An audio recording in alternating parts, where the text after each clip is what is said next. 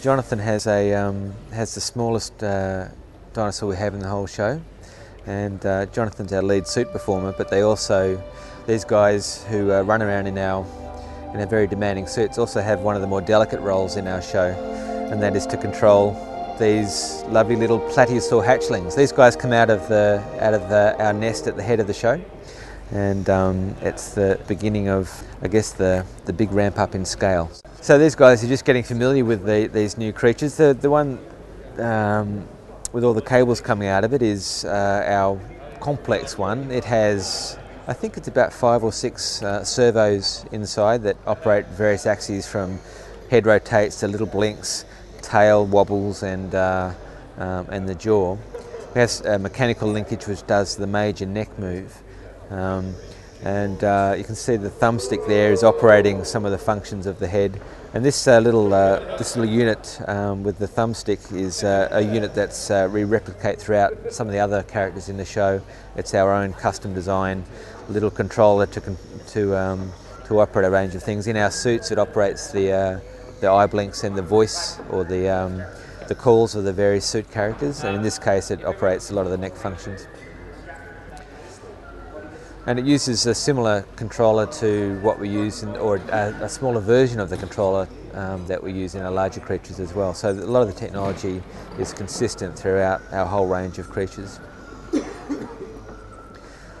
And the other very low-tech one being operated just here is the one that gets eaten at the head of the show. So it has a really simple controller, but that can give you a quite amazingly good performance in the hands of someone who's doing it well. And you can see here, it's just nice subtle movements that we're getting.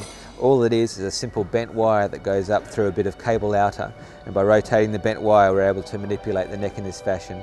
And the reason it's so low tech is that it gets eaten at the head of the show. It has to get whipped out of the nest, and it has to appear when it's whipped out of the nest as a complete dinosaur. We can't have any cables or controllers hanging off the back of it.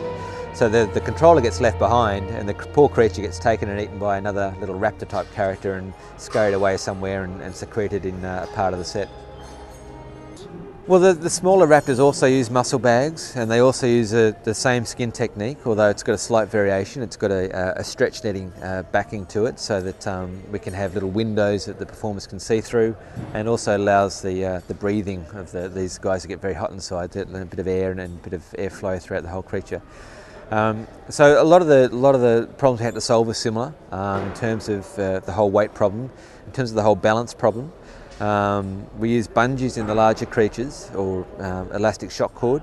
For these guys in the suits, it also means that they're not doing all the work holding the necks and various parts up, that they're held in neutral position and they're just driving to the extremes of the range of movement.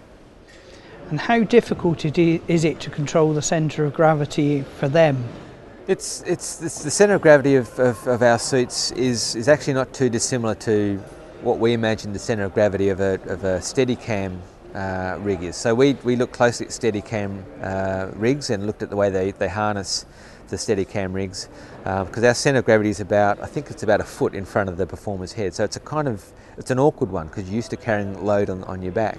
It's something they get used to, and I think through the various sort of bungees and aids that we have for them, and also continuously driving the weight down on these guys. These are a new generation that are probably about 5 or 6 kilos lighter than the first generation.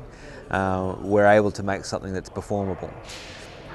We certainly learnt the hard way in terms of casting. In the Australian tour, we cast puppeteers essentially. We thought that was important, that they have performance background.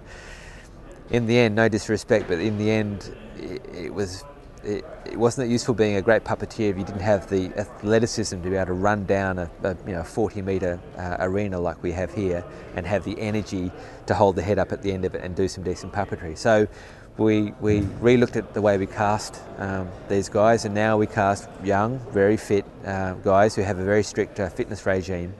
And they have to learn puppetry. And so, but the important thing is when they get to the end of their performance, they've still got the energy to do it. And they can learn puppetry. You can teach this sort of stuff.